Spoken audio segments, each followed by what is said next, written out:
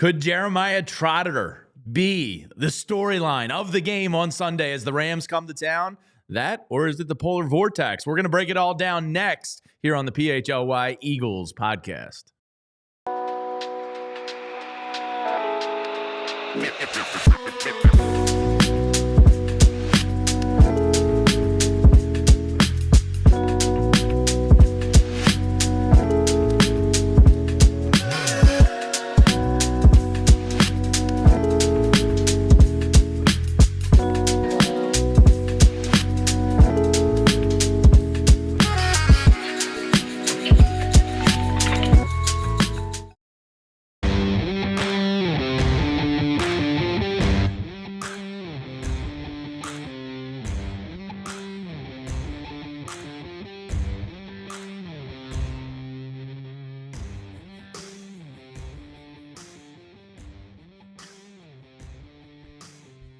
Hello and welcome into the PHLY Eagles podcast. Jamie Lynch, Rich Hoffman with you, and we are presented by our friends over at Bet365. Find out why it's never ordinary at Bet365. Enter promo code PHLY365 at sign up, and we thank them as always. I got to cook up today's same game parlay, Rich, for the odds boost on Sunday. When I say winning bets for the Eagles, player prop-wise on Sunday, what immediately comes to mind for you? Because I went with the Jalen Hurts touchdown last week. In hindsight, with the concussion, probably not the best choice. What are you feeling this weekend? What's in your gut here? Jalen Hurts touchdown. All right. Yeah. It didn't work last weekend, so we'll run it back this weekend. I feel like more weeks than that, that's going to work out. Yeah, that's why I included it, but, probably a mistake in hindsight. But welcome in. It is Wednesday. This is not a loopy Bo Wolf from yesterday and Zach Berman quarreling in here, but hopefully we get some Julia laughs just it's a tough one to follow up, in all honesty. But Zach is going to join us from 2:15 down at the Novacare Center after Nick Sirianni's press conference today. We'll talk about Tim McManus's piece on ESPN that had to do with Nick Sirianni. Vinnie Curry is going to join the show at 2:40. But Rich, off the bat, I'm very happy to be doing another Wednesday edition of the PHLY Eagles show because that means the season is continuing. Me too, man. When we signed off last week, I had no idea. Yeah, it could have been the last. If we were going to meet again. We would have never seen each other again. So hopefully we are doing, 3 more weeks of this? 2 more weeks of this? I mean 5 with the week in between. Okay, so I wasn't even close. Yeah, we'll just keep going for forever. Yeah. And if they win the Super Bowl, we'll do it through March. Yeah, who cares? Stone Cold newsman Zach Berman is going to continue being the hardest working man in media, so maybe he needs a breather the week after the Super Bowl when he's working on a piece. So let's hope it goes on for a while. And then parade coverage, all this stuff we got to get to. Let me ask you a question. Yeah. At this time of the week, obviously, Packers game's done, Eagles play. What felt like a B- kind of C game when you factor in the offense. I think that's fair. Heading into last week's game with the Packers record and what you knew about them, are you more nervous this week about the Rams or were you more nervous last week about the Packers? I was not nervous last week. I was supremely confident. You were. Now, the thing that the media narrative is building, I don't know if you've seen, I watch NFL Network every morning. There's a lot of talk about Matthew Stafford's December and January record being the best of all quarterbacks in football. All of a sudden, Dan Orlovsky's of the world are out there saying that this Rams offense is the team that nobody wants to face right now. So, the Rams snowball narrative is snowballing here a little bit. And it's kind of crept into the back of my mind a little bit. So you acknowledge that it's a narrative, yes, but you're still scared at the same time. Well, it's mostly Matthew Stafford related.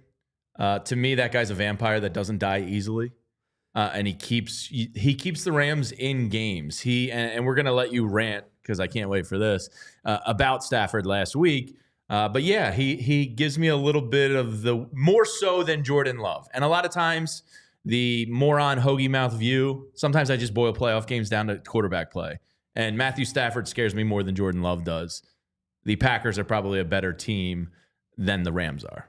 I think that's fair. Stafford, this is boiling it down to the least common denominator football fan. He makes really cool throws. He does. Like he often doesn't look at his receiver. His arm talent is crazy. He's also not a very mobile quarterback. So if your pass rush is getting there, if your coverage is pretty sticky, like Cooper DeJean on Cooper Cup, winning the Battle of the Coopers the first times, even though Vic Fangio said, we played a bunch of zone. Nah, Vic, Cooper DeJean kind of won that matchup the first time. I think he's pretty scary. And obviously Sean McVay, if you're just boiling it down to quarterback and head coach combination, that you have to respect their ring. You have to respect them. That said, the rest of their team is not as good as the Packers. No. Now their pass rush with Fisk and Verse is pretty deadly, and they were killing Sam Darnold on Monday night. But overall, I think most advantages in this game go to the Eagles. The Rams are coming off a short week, obviously dealing with personal matters off the field and the tragedy that's happening in LA. They got to travel east, the cold weather. There's just a bunch of things that are very advantageous for the Eagles. And maybe most importantly, Rich, I don't know how you feel about this, but when there's certain matchups, there's always like a vibe gut check to it. And to me, the Eagles own the Packers. And to me, the Eagles own the Rams. This isn't 2001 anymore. They really have owned them. So like that aspect of it, I feel very confident because I just feel like whether it's Doug Peterson or whether it's Nick Sirianni, and especially Vic Fangio, they kind of own the Rams and Sean McVay. So from a vibe standpoint, I feel great about the matchup. And what did they run for? 300 yards in the last game total. They ran for 314 yards on 45 carries. Obviously, Saquon Barkley had the majority of those, but Kenny Gainwell had a really nice touchdown run. That was a great moment when Saquon runs down the sidelines to congratulate Kenny as well. Yeah, I mean, Jamie, they won 37-20. It was even more lopsided than that, right? They gave up the classic Vic Fangio. All right, we'll give you a late garbage touchdown to make it seem like it was closer. And the Rams, for some reason, were like driving like it was like to win the Super Bowl in that game down the stretch. That was a very confident win. And it's hard to kind of look at the Rams having to come to Philadelphia, where it's going to be cold. You can get to the weather in a little bit. We're going to get to the very horny polar vortex talk in a little bit. What? Why is the polar vortex got to be horny? Well, it makes me a little randy. I love a little polar vortex coming into Matthew Stafford's face. You know? Oh my God! All right, moving on. Yeah, it'll be cold, and they should be able to run the ball. All right. Diverting from that talk, I do have to let everyone know that Rich, right now, is a very exciting time here at All PHLY, because if you've been hanging in the office like you have, you've seen Fran's note-taking during the college football season, and that's going to, finish on Monday night.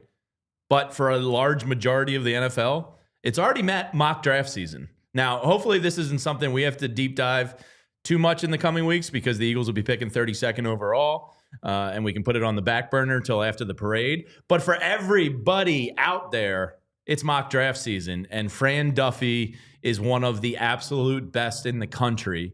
And right now, we just happen to have a limited time offer going for diehard membership. It's $4 a month, and you're going to get full access to everything that Fran has done. His reviews, the plus minuses, the breakdown on the first round, and mock draft 1.0 was released this morning. And there's your little diehard QR code if you want to scan that. Limited time offer right now, $4 a month. You get full access to Fran Duffy's brain and thighs. So, Rich, it's a great time to get in and become a diehard if you are a mock draft sicko, which I absolutely gobble up the content. I just don't want to think about it Eagles-wise for a while. Sure, yeah. But obviously, if you are an NFL draft sicko, I'm sure the Senior Bowl is coming up soon, one of these weeks. Hopefully, the Eagles will still be playing. Yeah, no, Fran is the absolute best, and because he now works for us, he can do a lot more. Yeah, absolutely. So now's a great time. Wanted to mention that because I read Fran's. I only got about a quarter of the way through it this morning, but the mock draft 1.0 was fantastic, and everybody should consider joining. Randy is a pretty classic I one. love Randy. You know what I think of when I hear Randy in that context? What? Austin Powers. Yeah. That's probably where I it's make you like Randy, baby. Yeah. Randy is a very, very good word. When you're like a 10-year-old kid, you're like, what? That's what Randy means? I thought that was a guy's name. Yeah. We brought up Austin Powers to the girls recently. Oh, because Skylar likes Cat in the Hat, which was played by Michael Myers. Okay. And me and Addie were like, oh, well, when you're a little bit older, you're going to love Austin Powers. And I was actually kind of excited for a rewatch because I haven't seen it in probably 20 years. Yeah. You know, that's not really like a highly rewatchable movie these days. But it'll be good to throw a little throwback to Austin Powers. If you came across it on TV, if it was on like Comedy Central or something like that, I was always watching a little Austin Anthony Powers. calls those click and sticks. You would click and stick Austin Powers? I would click and stick Austin Powers. All Yeah. right, nice. I like that. Yeah. All right. Now, the story of the day, or at least the interesting news that came out yesterday to me, Rich, and let's get your thoughts on it. Vic Fangio talked yesterday, and we're going to be joined by Zach Berman here in a little bit.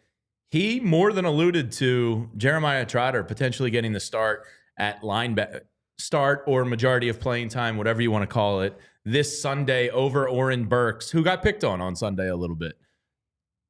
It's pretty exciting. As a St. Joe's Prep alum, I'm sure that's pretty cool. The hometown kid. As an Eagles fan. Yeah, it's exciting. The hometown kid getting to start for your team that your dad played for that pick in the playoffs, that's awesome. That pick of Trot Sr., I believe it was after the 2004 NFC Championship game where they're all celebrating on the field at the Link. He's got Junior in his arms, and Junior has a chance to send the Eagles to that exact game this week. Yeah, I guess what do you make of that? Because here's the thing. Regardless of if it's Burks or Trotter, that player is going to get picked on. Sure. You know why? Because that player is new, that player is untested, and that player, wet behind the ears. most importantly, is not Zach Bond. Yeah. You're probably going to go away from him. I thought Bo made some interesting points of like, maybe it might depend on who's better in coverage in the middle of the field because they love those overhang looks. I find myself watching Zach Bond a lot on a lot of these plays. He's kind of the guy that my eyes drift to. It's either him or Jalen Carter at the beginning of plays. I agree with that. And a lot of times you see Zach Bond, he starts, in a normal off-ball linebacker role, but then he'll walk to the end of the line and he'll basically replace the defensive end. And, he might drop out of that look or he might rush the passer. Oftentimes he drops out of it. But, I don't know what they're going to be able to do there. Now, I do think it's worth noting that Vic Fangio is not that big on gamesmanship. No, he's not. And you pointed that out in the newsletter this morning, which, by the way, sign up for. It's awesome. I think that's Vic doesn't play that game. Well, he got asked about Bryce Huff's one snap, and he was like, well, yeah, we like the other three guys better. and by the way, one of those guys was a project rookie who we had no idea was going to even play this year. And he's like, yeah, I like that guy better. Yeah, James Hutton has surprised some people for sure.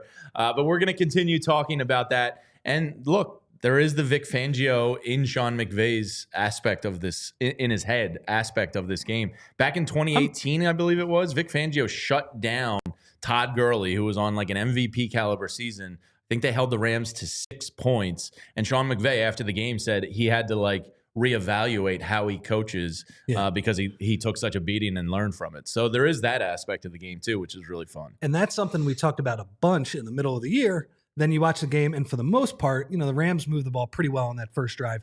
Eagles get a turnover, but Vic Fangio shuts him down as well. I am a little bit worried as the Negadelphian and just, having been scarred throughout the years. Sean McVay's a really good coach. I feel like he's going to figure it out at some point. I just hope it's next year or the year after in some meaningless regular season game. But one other point on Trot real quick too. If he plays and he plays well, our Axeman Jr. shirts in the PHLY store, they will get an inner excellence type bump if he has a good game. The number one selling shirt in Philadelphia come Monday morning. Yeah. All right, we're going to talk to Zach Berman from the Novacare Complex in just 1 minute about Nick Sirianni's press conference and what he thinks about Jeremiah Trotter Jr. getting more playing time this weekend. But first, let's tell you about some friends here at PHLY. And that's my friends over at Ace Hardware Home Services. I've been an Ace Hardware man over those big box stores for a long time. Why? Because when you go in there, you talk to a guy and he knows everything. He knows what project you're starting, how to do it, the right tools you need. He can help you, point you in the right direction, and you just feel a sense of ease when you're in there. Now, why wouldn't you bring that same feeling from the hardware store right to your front door with Ace Hardware Home Services? Maybe it's a leaky pipe, an air conditioning issue, a leaky faucet that you haven't gotten to because life is busy.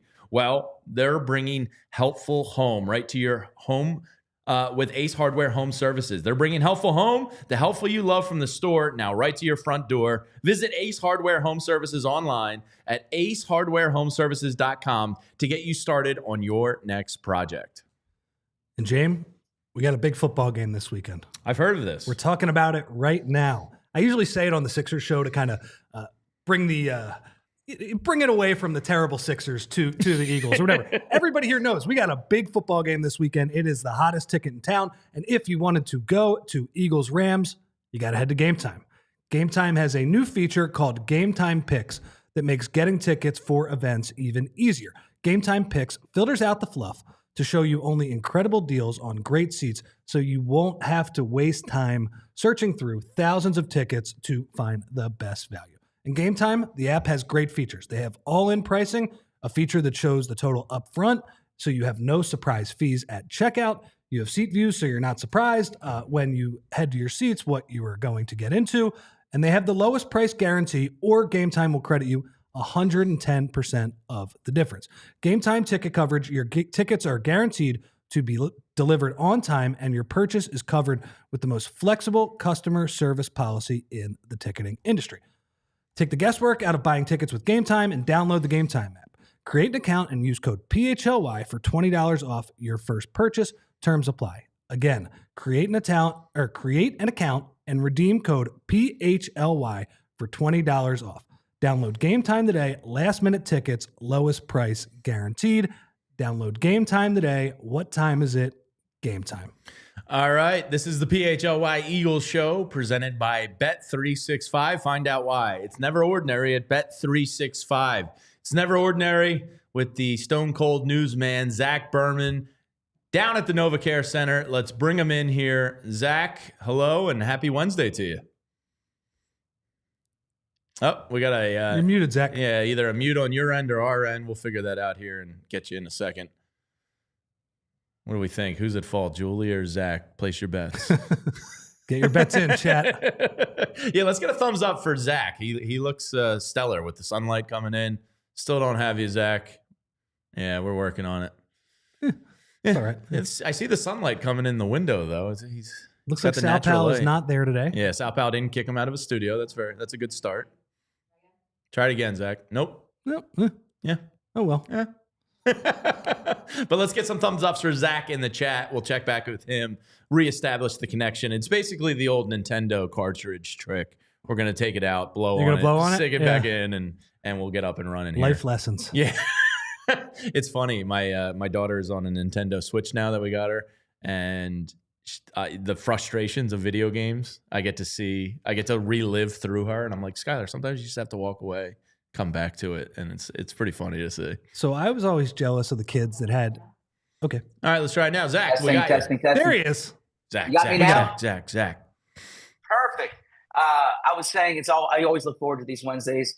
I got to look forward to it like 5 extra seconds today. But you know what? Just restarting the app never ceases to not work. So what were the Berman brothers growing up, Zach? Were they a Nintendo family, Sega? What were you guys? PlayStation? Yeah. Yeah. So started off Nintendo, and then after a few years, after a few years, Sega Genesis was in existence. You graduate to Sega Genesis, and then after a few years of looking at eBay prices on the PS2, I finally got the PS2, and I remember the first time playing NCAA football on that PS2 was one of the most glorious days of my life. So yeah, I vividly recall Let's get some thumbs up here for Zach's PS2. Now, what game got the most work amongst the Berman brothers, and did it lead to fisticuffs ever? Probably Madden among when the brothers played with each other. Okay. And then for me personally, NCAA football. I mean, yeah, I built so many dynasties in those days. But when we played with each other, definitely Madden. Now, who got the Eagles? What was the house rule here? We would do the random team. You got three Okay. shots at a random team. Fair. Yeah, so it's like dealer's choice. Yeah, that's good gamesmanship by the So- Bermans. So ZB, with NCAA football, because this was something when I was down the shore with my whole family for a week, my cousin and I would typically take one of the worst teams possible and try and make them a juggernaut with, we had SMU, we had Idaho, we had New Mexico State, some different teams. Who were the teams that you took over in NCAA football? Yeah, I always try to work my way up the coaching ladder, right? So you would start off with like the 1-star or 2-star teams. Sometimes there were BCS conference teams that you can get in at the entry level on. I remember Missouri was a team back then you can get in on. Vanderbilt was a team that you can get in on. And then I would do that, and I would try to work my way up. At the time, the dream job was like Florida State, right? Because the Noles were rolling back then.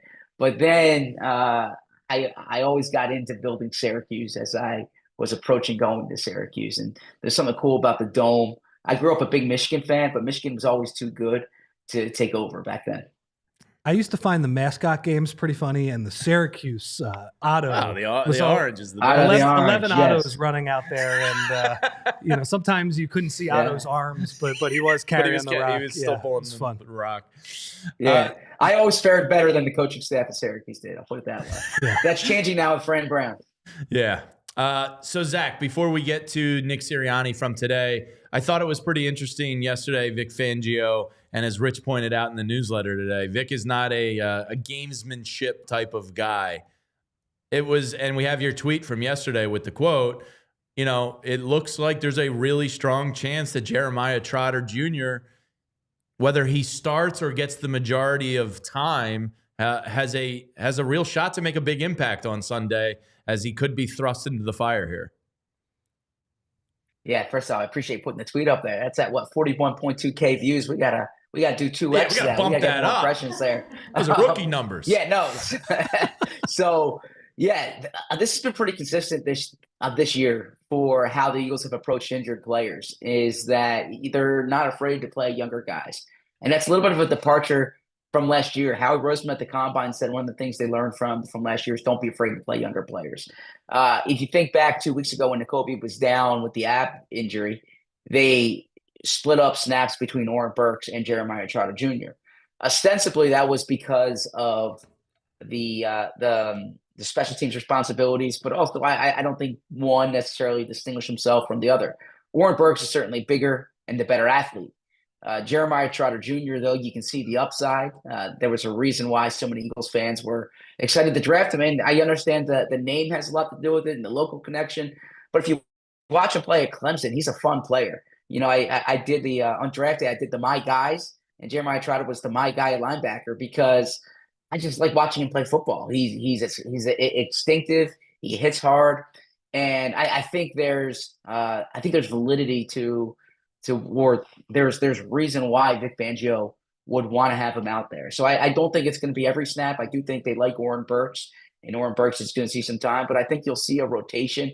I don't think it'll be situational. I think it'll be more, series by series. Zach, I was a little worried scrolling your Twitter account yesterday. I don't know how many views this specific tweet had, but it certainly got mine. And it was that Nicholas Morrow had been signed to the practice squad. Yeah. I got to say, even if he doesn't play, that just brings back some bad memories. So he's not going to be active, right? Well, they're going to have to elevate either Nicholas Morrow or Dallas Gant to be the special teams only, right? The fourth linebacker in this game. Special teams only, but then depth also. They didn't sign Nicholas Morrow to play linebacker for them this week. But this is a position where the Eagles are notably thin on the depth chart. And that's not just the 53, but that's the 70. And I talk about 70 because of the practice squad players. 16 practice squad players, one international exemption. So if anyone's watching and saying it's 69, there's actually 70 guys who get to practice. The Eagles have I'm not touching that one, Zach. I'm a mature adult. James proved that.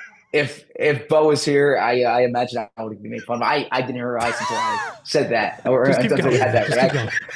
Yeah. So as I was saying, the Eagles only have one linebacker really on on practice squad, and that's Dallas Gant. Dallas Gant, someone who they've elevated at the end of the season. They didn't add him until midseason. The Eagles had Ben Van Sumeren on the 53 earlier this year. He obviously got injured.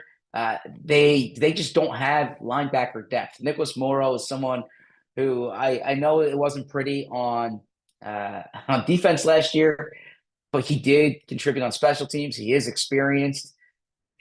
There's some carryover there. So I get why they did it. The reality is when you are signing someone off the street on January 14th, your options are fairly limited. So if you get a guy who has starting experience in the league, who has experience, who can run, and Morrow can still run, I get it. I would just say this is not a move to replace Nakobe Dean. This is more of a move to replace maybe Oren Burks' practice or his special team snaps, or Jeremiah Trotter Jr. special team snaps.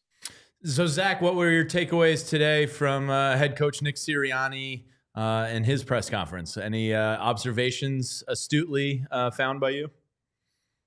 Yeah, so regarding Trotter, he thought that week 18 game was valuable, and he mentioned how important that was for getting some of these down the depth chart players some snaps.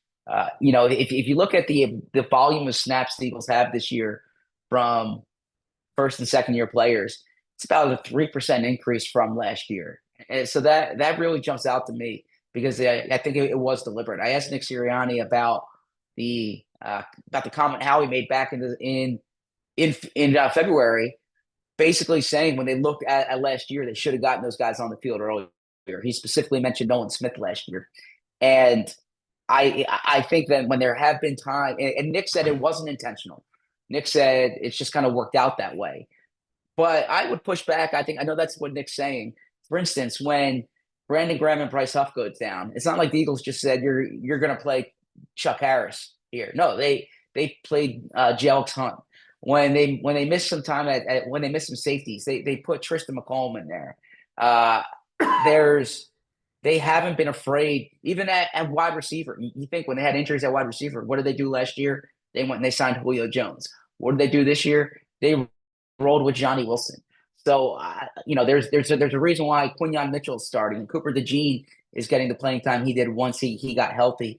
The Eagles have not been afraid to play these younger players. So that stands out to me. Nick didn't say it was deliberate. This is me editorializing. I think it is.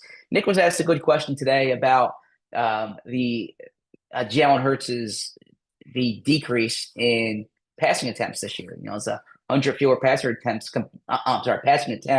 compared to 2022. Nick said some of it has to do with the situations of the game. There have been times they haven't had to pass the ball in the fourth quarters of games. You can say the same thing about 2022, of course. He said that he said when they're in 4 minute, they're going to run the ball. There have been times like the New Orleans game when they're in 2 minute offense and Jalen needs to pass the ball. The reality is Saquon's been so effective, number one. Number two, there really has been a concerted effort since the bye week to reduce turnovers, right? Don't put the ball up there as much. It's been drilled into Jalen, but it's also the way they're calling plays too. So even though Nick didn't say that the turnover reduction was a factor here, I imagine that has something to do with it. That was actually a follow-up question there. And when you look at simply the way Nick talks about Jalen, he keeps emphasizing efficiency, not counting stats, but efficiency. And Nick's point is that you can't get to 4 without good quarterback play. I understand we're all watching this and saying the quarterback play needs to be better, but they are getting good quarterback play. I'm good. I'm in the United States still trying to set up my home studio. So we've been saying all year, hey, the passing offense, whether it's Jalen, whether it's the plays, whatever it is, it needs to be more efficient if they want to get to where they want to get to at the end of the year. And while I think that needs to be the case, they are faced with the team that they ran for 300 yards against this week to get to the NFC Championship game. Do you think this is a game where they're just going to line up behind this offensive line and just try and pound Saquon? I do, but I think this is a game where Sean McVay and Chris Shula, the defensive coordinator with the Rams, are going to say, we're not going to let Saquon Barkley beat us. Now, of course, you all remember. This is so fun, and I love doing this. I'm getting feedback on. I'm getting feedback in my mic here. you all remember that Rams game when I think Sean McVay was being interviewed at halftime and said that they need to come out and force the Eagles off the field. And then the first drive was a long run by Saquon Barkley, right? So when you see that, yeah, the Eagles have been able to run against anybody. That's been a staple. I do think they're going to lean on the run game, but you got to think here. A.J. Brown had 100-plus yards against the Rams that first meeting. It was only on 20-plus dropbacks that Jalen Hurts had. That A.J. Brown, Ahkello Witherspoon matchup, that's inviting for the Eagles. That's been inviting in the past, and I think you'll see them try to take advantage of that. I'm expecting a better performance from A.J. Brown. That's fairly obvious. You know, he didn't have a big performance last week, of course, but I'm expecting it wouldn't be surprising to me if A.J.'s over 100 yards this week. So, Zach, what do you make of A.J.? Last week, I know Fran has pointed out, typically does a little better versus man than zone, and Devontae's probably a little bit better versus zone. Did you sense I don't know. When I saw him moving, he didn't look near 100%. Is there any worry in your mind that he's more gimpy than maybe people think or suspect? Well, people should suspect and think that he's dealing with a knee injury because he's dealing with a knee injury. It's real. And look, the Eagles practice in an hour over across the street, the stadium. I'll be there. It would surprise me. No, I shouldn't say surprise me. I would say the odds are probably better than 50-50 that AJ's not practicing today. I think they're going to manage AJ's work during the week and get him to Sunday. I still think AJ Brown I don't want to give a percentage. I'm not a doctor. AJ Brown at less than 100% is better than most receivers at 100%. But AJ is dealing with something. If you talk to him, I've talked to him about this a number of times. He'll tell you everyone's dealing with something this time of year. I think AJ is dealing with something more than other players are. But I don't think it's affecting him from being the player that he is and that he's going to be, my guess, on Sunday. So, Zach, they are back at the link for a second straight week? They are back at the link for the second straight week. It is cold out there, so I imagine that the ground might still be frozen, or perhaps it's like superstition. They had 3 good practices last week. You saw the way they played. They'll get those police escorted buses. We'll all drive over there to take our photos and videos of Jalen Hurts stretching for about 5 minutes. But yeah, they will be practicing at the link the next 3 days. So they pushed the schedule back actually. So they're not on the practice field until 3:30. Interestingly, similar time to around when they'll play on Sunday. So Zach, when you hear polar vortex and the Rams coming to Philadelphia on Sunday, chance it could get a little colder over these next couple days. What do you think? What's a polar vortex do for you? Well, I think it helps the Eagles, right? I think the Eagles are a team that can play cold weather football. They can run the ball. They're great they're a tough physical team at the line of scrimmage. Even if the polar vortex has not been here for the past month and a half, they're used to playing in the cold. They're used to practicing in the cold. It's a different situation, of course, for the Rams.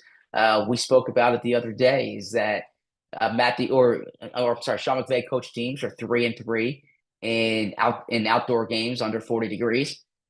That's it. If you look at Sean McVay's career record, it's certainly better than 500, right? So yeah, this is now some of those games are Green Bay, of course, playing in Green Bay, and it's hard to beat the Packers anywhere. But I think this certainly favors the Eagles. The Rams, not just being a West Coast team, but they are a dome team. They're taking a cross country flight on a short week after playing a neutral site game, and they have to be ready for a tough physical game. That's going to be the big message from Nick Sirianni behind the scenes. It's about the toughness. It's about the physicality. Is make the Rams feel the cold. So how do I personally feel about it? I'm grateful that I'm in a press box as opposed to outside. I think my father-in-law and my son are going to be at this game. Oh, nice. They'll be sitting outside. They'll probably be wrapped up in a towel. Reed's a football guy. He won't feel it. No, he wants snow football. You know, when it was snowing last Monday, the first thing he said is let's go outside and play football. And I'm saying I have to prepare. I have to prepare for a show. Vince didn't give me the day off. He just gave me a remote show. But yeah, no, my son's gonna love that, and I think it's gonna be cool for the fans, but just wrap up because it's gonna be cold out there. Yeah, last one for you, Zach. It is Fran Duffy Mock 1.0 out today for diehards. We have a limited time, awesome deal going on. $4 a month gets you full access to Fran Duffy's mind. My question, because I'm sure you've already consumed it, Fran has the Eagles picking 28th. Why does he hate them? Why are they not picking 32nd? Well, first off, let me just say to our viewers, but our viewers know this. I'm really excited that more viewers and readers and listeners are going to be coming in. Fran is one of the best draft analysts anywhere, like not just in Philly, anywhere in the entire country. And there's things that, because of just the nature of where he came from, he was kind of restricted in terms of what he was able to completely put out there. I hope our viewers and listeners and readers know how lucky they are that we have one of the preeminent draft insider or draft analysts, insiders working for this network. That mock draft today was awesome. Why I see him at 28th? I think he just went based on the way the season finished last year. I didn't ask him about that. Seems like he hates the Eagles. He doesn't believe in them. I mean, that's my interpretation. No, you have to go based on what the draft order would be on the day of publishing. He has them taking the tackle from Minnesota. Yes. A player who I have watched, a good player. Ursary? Did I get that Ursary. Right? Yeah. Yeah, I know how to spell it. I'm not attempting the first name. Something I'll be working on the next few months. I think it's going to be tackle or edge rusher. I agree, this is a strong class for both tackle and edge rusher. So I know there's Eagles fans who might want like a tight end like Tyler Warren.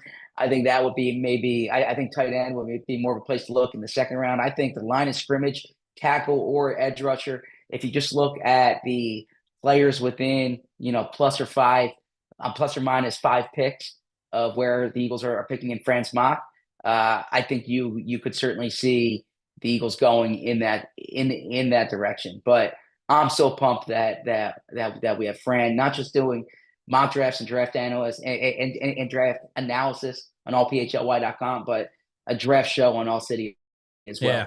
Yeah, it's pretty great stuff. Exciting times for diehards, and it's a great time to hop in now. A new introductory rate. It's not going to be around forever, so you can get all of that. Plus, you're writing, and Les Bowen's writing, and Bo's writing, and some of the best writers in town here for just $4 a month. I mean, that's a cup of coffee. So it's a no-brainer. Zach, we'll let you go. We got Vinnie Curry coming up. Appreciate your time, and we will speak soon, my friend. Yeah, speaking of Die Hard, I got a story coming out soon on Nolan Smith. I can't wait to read this because he's become one of my favorite players this season. Really has, yeah. Yeah, I think his perspective here is something that Eagles fans and people from Philly can really get behind. It's kind of about where his perspective and his toughness comes from. So you can read that hopefully tomorrow morning, maybe this afternoon on allphly.com, and some other good stuff coming as well. Yep. Great stuff, Zach. We'll talk soon. See you, man. Thanks, guys. See you, Zach. He's the best. All right, we got Vinnie Curry coming up here in a couple minutes, and we got to touch on the Tim McManus story and a couple other things. But first, we're going to tell you about some of our friends here at PHLY. And that's our presenting sponsor, Bet365. You can find out why. It's never ordinary at Bet365. There's over 90 million worldwide users, and that many people just can't be wrong. That would be dumb if that many people were using a bad product. Why are they the best? Because they stream over 780,000 events every single year, and they have the best early payout offers in sports betting. They pioneered live in-game betting, and they offer the widest range and markets available for live in-game betting across 78 sports. I was out at the Sixers game last night. They went down 21 in the first quarter. I'm pulling up the line. At one point, it got to Sixers plus 26.5. You got to hop on that stuff. But the early payout offers are great, and they're just fantastic. And make sure you're keeping your eyes peeled for our custom PHLY boosts every single Eagles game. And once football is over, it's going to transfer over to basketball and hockey. So we got that. They have the 100% parlay boost. You can double your winnings with Bet365, 100% parlay boost. Just download the app and use code PHLY365 when you sign up. And through now, breaking news, new customers can get $150 in bonus bets guaranteed when you bet $5. Sign up, use that code PHLY365, deposit $10, and place a $5 bet to get $150 in bonus bets guaranteed, which is great stuff. Bonus bets can be used on spreads, totals, player props, futures, and more. Whatever the moment, it's never ordinary at Bet365. Must be 21 and older and physically located in Pennsylvania. If you or someone you know has a gambling problem and wants help, call or text 1-800-GAMBLER. And that's our friends over at Bet365.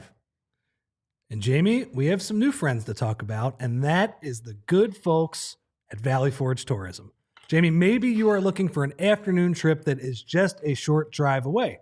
Maybe you or someone visiting you in the area wants to stay over for a weekend and doesn't want to stay in the city.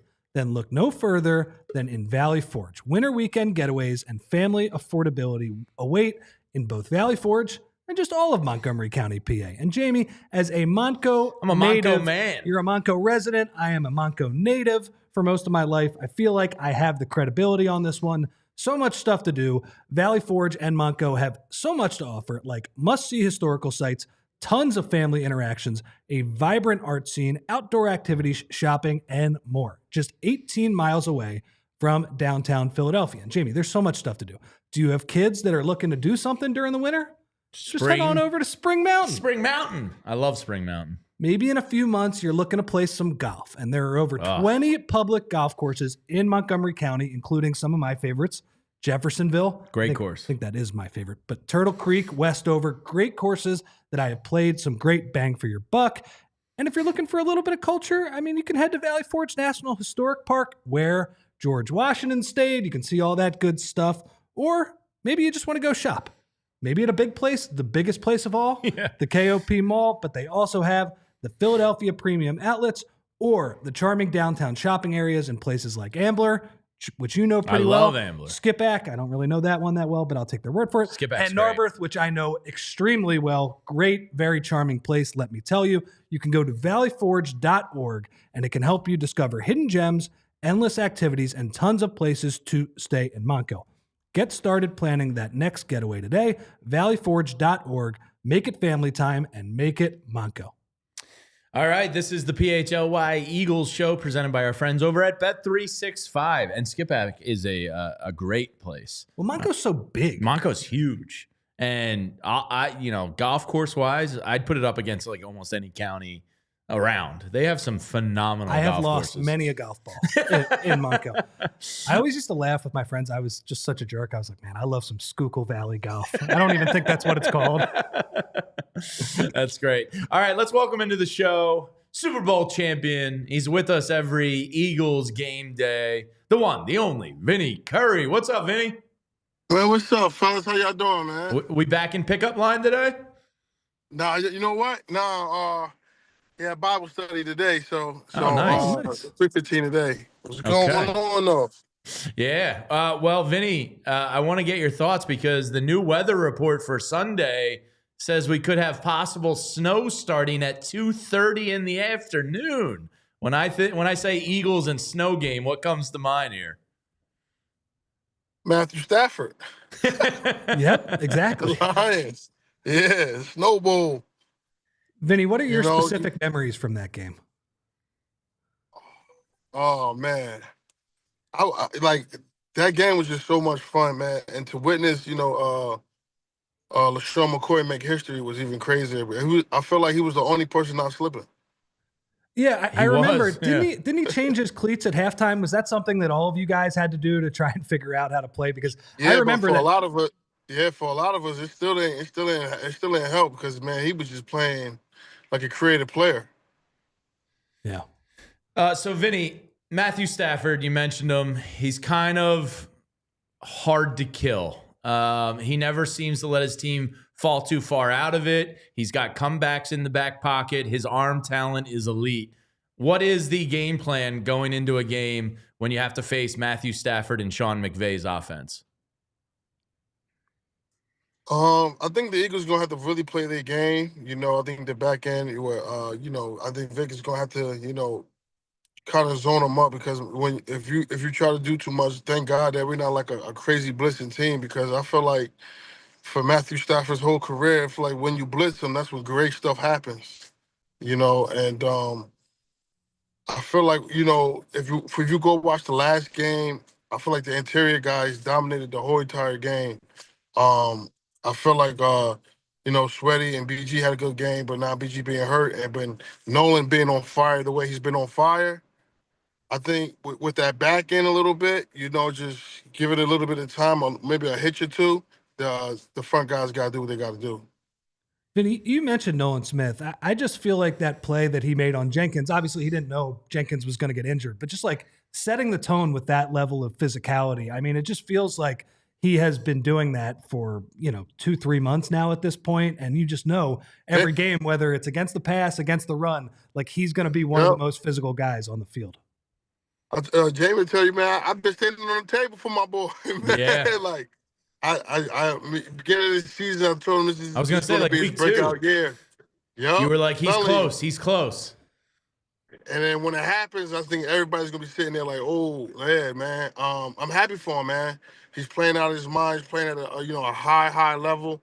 If he stacks another one this weekend, I think like I said, we're looking at a superstar in the making. So, Vinny, yesterday, Vic Fangio alluded to the opportunity Jeremiah Trotter Jr. has this weekend. As somebody who grew up a fan of the Eagles and knowing and loving the Axeman like we all did, how cool of a storyline is this? The hometown kid getting thrust into a possible starting position in the playoffs at home with a chance to go to the NFC Championship game. Do you understand? If he makes a great play and hit the axe, man, oh my God. You know how crazy the play's going to erupt. I'm going to start crying. Dude, the place is going to erupt, bro. You want to talk about momentum and energy and bringing juice? That's how you bring the juice. All right, so if you're Vic Fangio, if he sets the tone, if I'm Vic, I'm blitzing him first play. I was going to say, are you 100%. Firing one up to get the stadium involved? Bro, I'm telling you, when Trot Jr. makes a great play and he hits the celebration, the place is going to erupt. All right, so let's when Noah Curry's playing in the NFL in like 12 years and he's playing for the Eagles and there's a playoff game on the line, what advice is Vinnie Curry giving to Noah Curry leading up to a playoff game? Hey, yo, my man, you in Philadelphia. Don't be looking to me. Don't better not turn the ball over. You better not turn the ball over, man. Or your ass won't be able to go to no gas station, no Walmart, no Target. That's the best I can give you, man. Don't turn the ball over. That's great. Vinny, this Eagles defense did a really good job against this Rams offense. I mean, we were talking, I feel like a couple months ago, we were talking about the same things with Matthew Stafford and the blitz.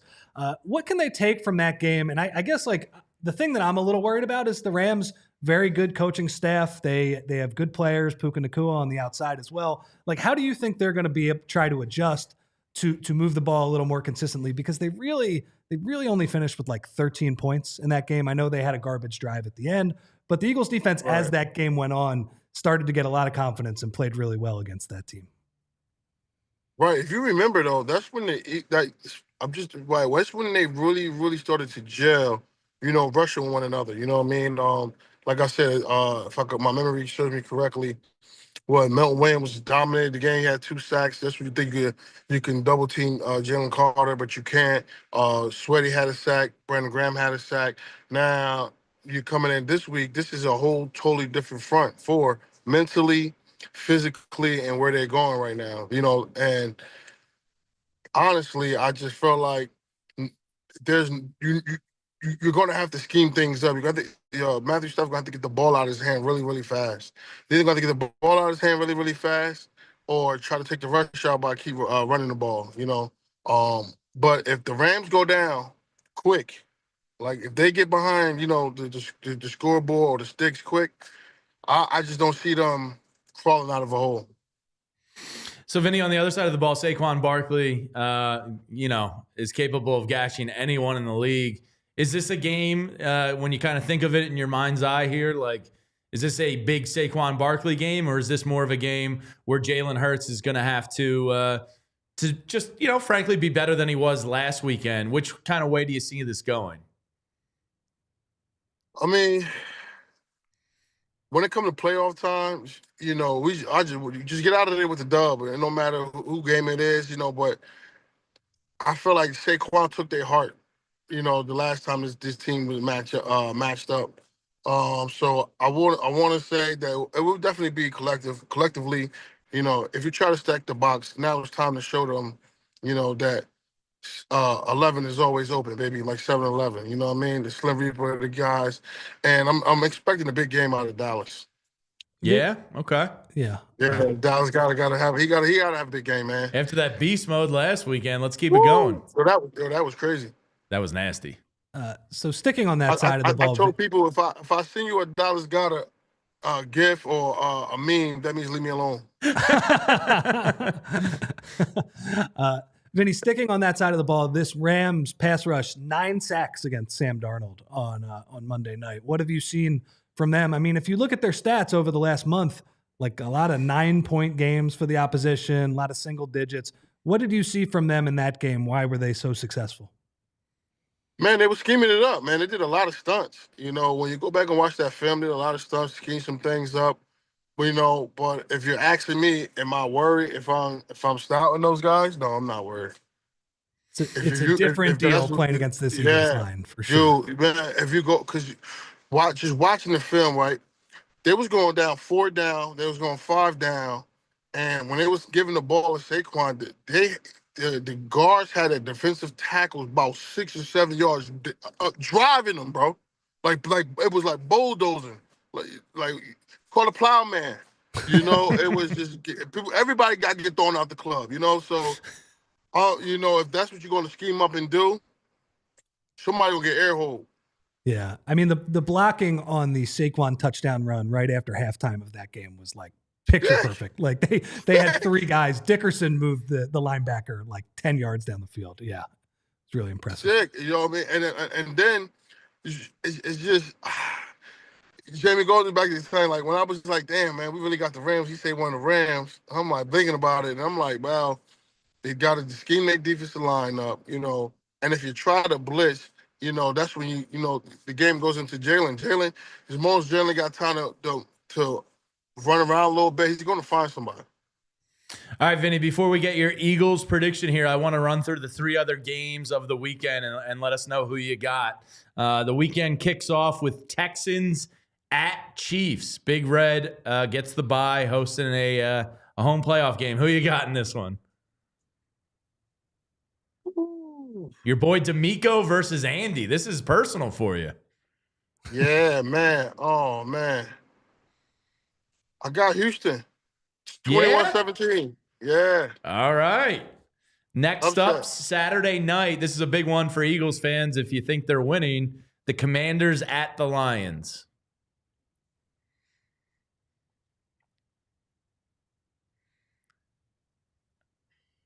Ooh. I think Vinny's feeling upset Saturday. He's like me. He fears Jaden Daniels. I can what it is when you like,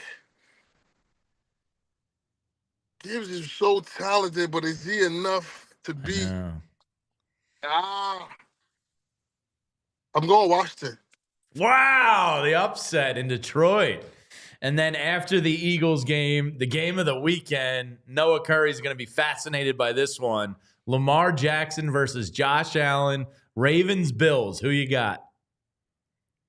I got the Ravens. I got the Ravens by 10. Ooh. All right, Vinny. Now it's Eagles, Rams prediction time. Who you got for the good people? Philadelphia, baby. What's the score? All right. Let's go 24-14. Ooh, another stellar day for the D. Yeah. All right. Yeah. I do, right, man, because I'm going to tell you what. the whole. So when it comes to playoffs time right now, like Puka, like Quayon, it's on. Like you're gonna have to strap him up. You know what I'm saying? So now all eyes is going to be on that game, and like the matchups across the board. How you not bring your popcorn, and to this movie right here? How you not pull up a front row seat? Yeah, Sunday is just like incredible football. Saturday's okay, but Sunday's incredible. I mean, from Eagles, Rams to Ravens, I'm thinking Bills. about that. I'm gonna go Detroit on that Washington game too. I'm gonna go Detroit. Okay. Go Detroit. All right. The upset has been revoked. Yeah, Vinny, sure. great stuff. We will see you on Sunday for game day. Can't wait to watch the game with you, man. And until then, be safe, and we'll see you then. Man, thank you guys for having me. See you guys this weekend. Always a blast, See you, Vinny. Vinny. See ya. There he is, the great Vinnie Curry. He went with the Commanders upset, and then he revoked picking it. 3 road teams, and then he was like, that might be a little bit too bold. Yeah. Sunday, you talk about like football porn. I mean, Eagles, Rams in a potential snow game in South Philadelphia, and then into Ravens, Bills. So the Eagles, that is awesome. James, the Eagles need to win for a lot of reasons, but I can't be pissed off watching that classic matchup right after. I need to be happy and ready to enjoy some football. Eagles, don't do it to me. Don't do it to me. Yeah. Maury's yams are back. Wants to know if he missed Zach's feet. Is that a slipper comment, Julia? Yeah, okay. Yes, you missed Zach's feet, but hopefully you caught Vinnie Curry there. Let's get some thumbs up for Vinny here in the chat. All right, Rich, we have a couple things to run through here. One, I didn't want to get out of here without giving you the floor to rip on the NFL rules and Matthew Stafford from Monday night, because there was an egregious play in the game on Monday. He looked like, you know what he looked like throwing that ball, Jamie? He looked like Salt Bay with the with the salt. That was what constituted the throw. You got to drop it anyway, off the forearm. The play I'm talking about was in the first half where you got to sprinkle it off the forearm. You're more well studied in the Salt Bay game. I kind of hate that guy. Me too. I could just make a quick reference to it, but oh man, the Vikings, they run back what they thought was a fumble, and then they look, and at the last second, as Stafford is going down, he doesn't even move his arm, Jamie. He just went like this, and apparently Nakua was in kind of in the area on the throw. So it ends up being nothing. It ends up just being an incomplete pass. And you might say that's a smart play. I hated that so much.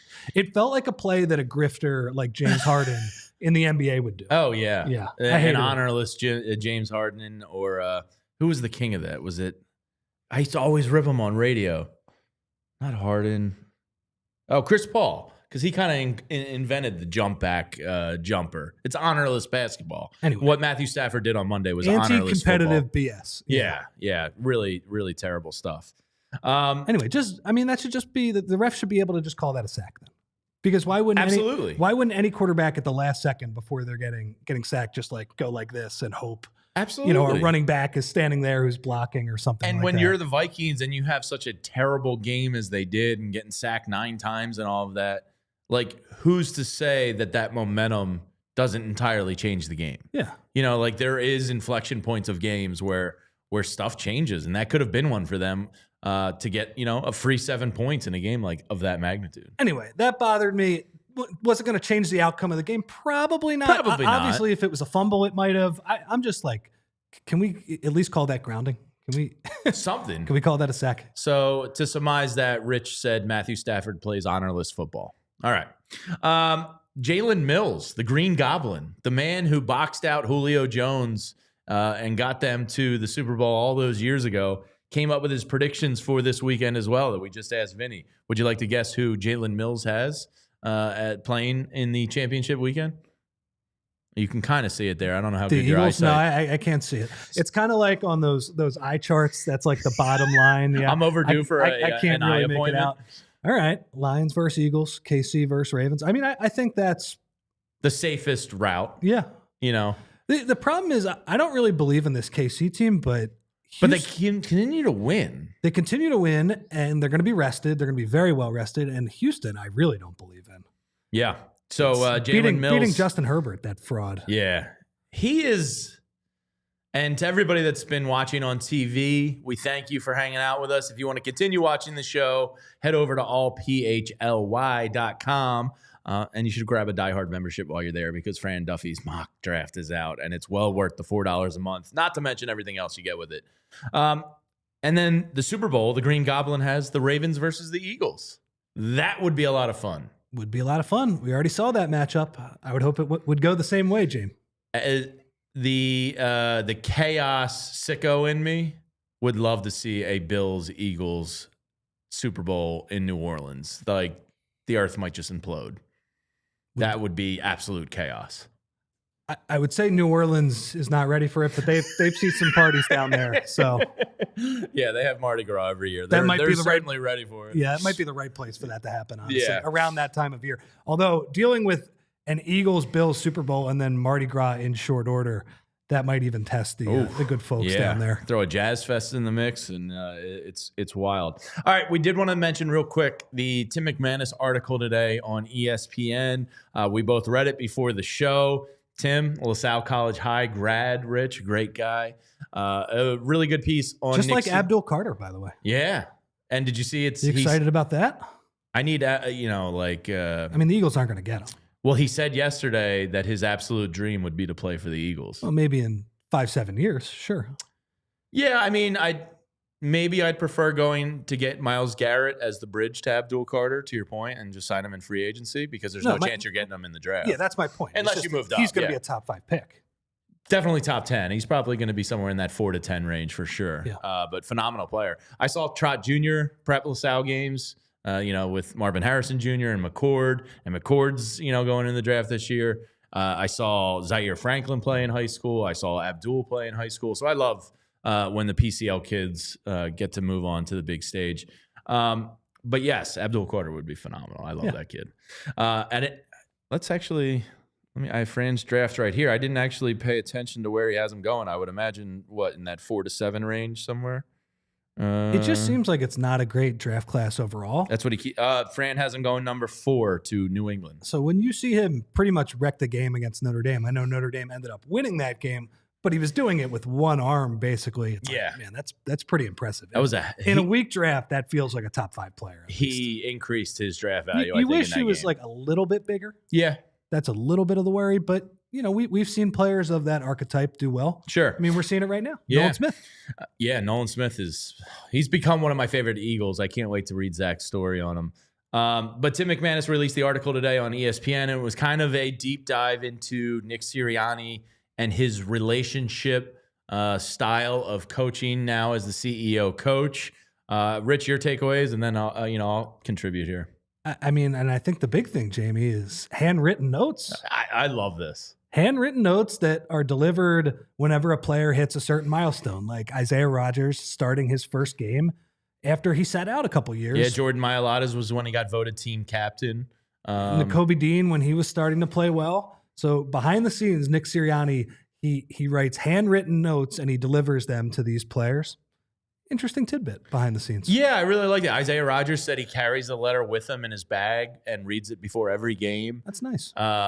And basically the story kind of deep dives the personal relationships that Nick takes on with his players. And the story kind of started out with a Jordan Mailata anecdote where, Nick said, "Hey, stop up to my office and see me."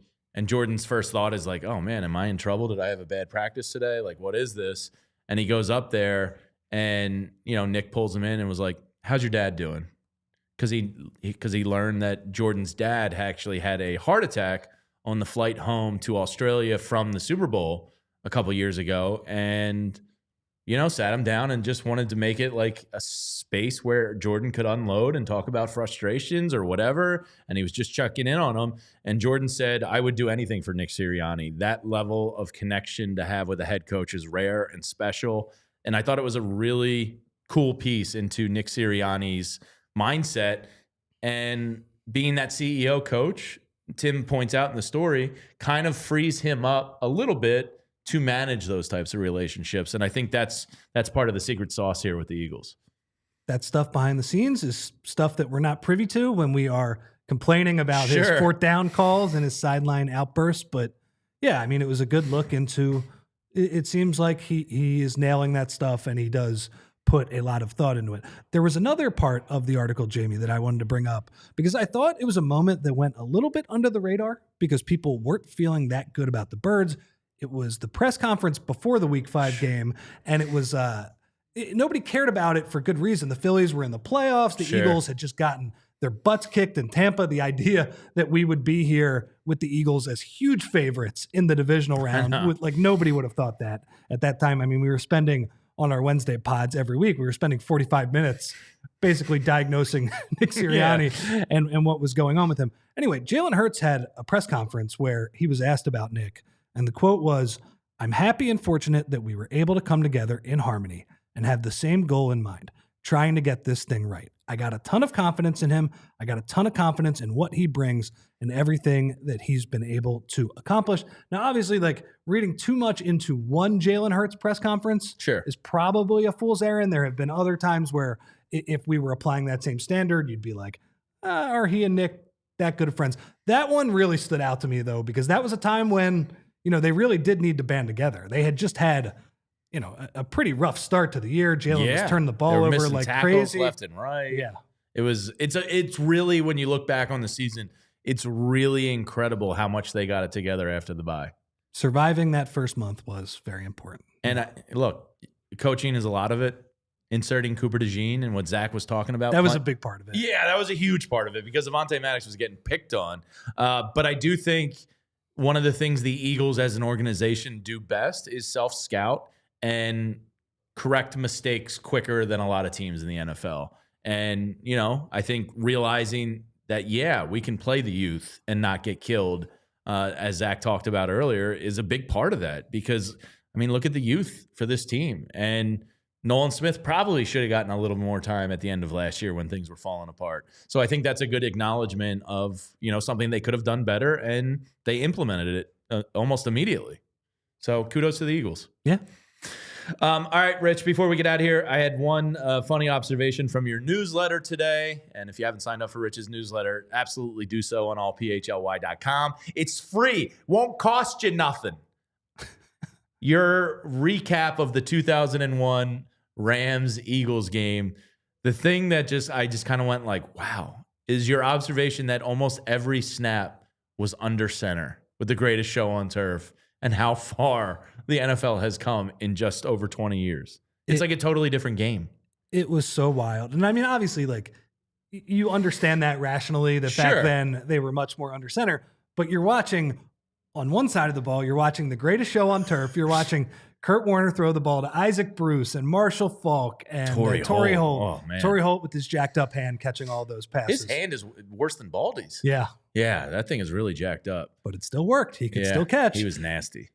So that's on one side. And then on the other side, you have the Eagles, who were not the prolific offense they would come to be under Donovan, but you have freaking Andy Reid calling those plays. And it looks like, it just looks like it's 100 years ago compared to the Kansas City offense he's running now with, the pistol and all these plays. I went to another YouTube tab, Jamie, and I just opened up Kansas City in the Super Bowl last year. And I was like, oh my gosh, this looks completely different. And that's probably why Andy Reid is going to become, if not the greatest, the second greatest NFL coach of all time, is his adaptability. Yeah. And it's kind of what Mike Tomlin, I don't know if you saw the Mike Tomlin shifting into Doc Rivers meme that was going around. Yes. Very funny. The big thing that Steelers fans and a lot of NFL fans are kind of ripping Mike Tomlin for is still coaching it today like he did in 2010. Look, changing and adapting is the key to coaching. If you're not changing, you're dying. Totally. And the other element from that game that I wanted to bring up that always stood out to me, Jim just brought it up in the chat. What up, Jim? How did ND Kalu miss that block punt? I know. I don't know, Jim. I don't know.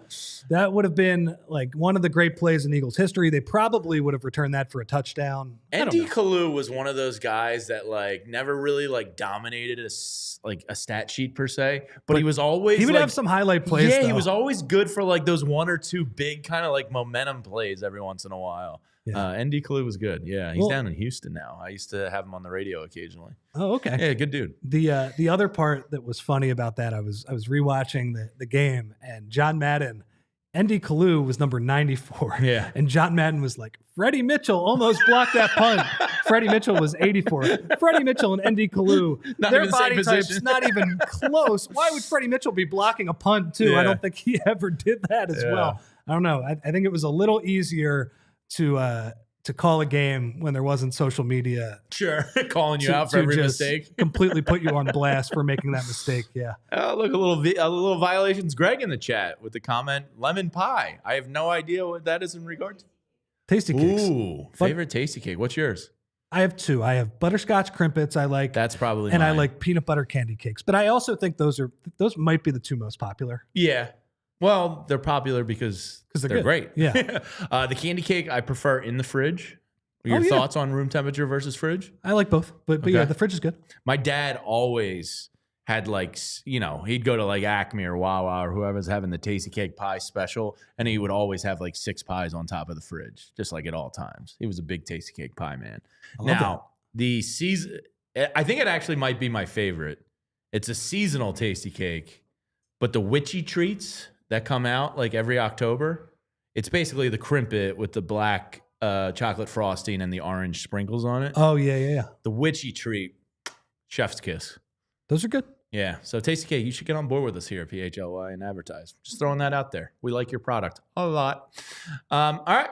That's going to do it for us here today. To everybody that hung out with us, we thank you and appreciate you for your time. Before you get out of here, let's hit that thumbs up or a little heart in the chat, or tell a friend or family member to subscribe to us here at PHLY, because we're going to be around doing this show, Rich, for another 5 or 6 weeks. I just learned that today. Yeah. After, Broad Street's right there. We'll maybe do a show on Broad Street somehow. The parade will be on Wednesday. Yeah, the parade will be on Wednesday. And that's our day, so we'll be coming to you. So I'm looking forward to this show continuing for many, many weeks as the Eagles are marching their way to New Orleans. We'll be here. The best Eagles coverage in town with Zach, Bo, and Fran. Me and Rich like to contribute and try and help out a little bit. They'll be here the next 2 days. Yeah. So make sure you're tuning in every day at 2 o'clock. We got some special Eagles stuff happening, and it's going to be a great and fun weekend ahead. I know it. And don't forget, pre-halftime, post-game on Sunday. Make sure you're hanging out with us and getting the best coverage in town. To everybody, have a great rest of your Wednesday, and we will see you soon here on the PHLY Eagles podcast. We all silly like the mayor.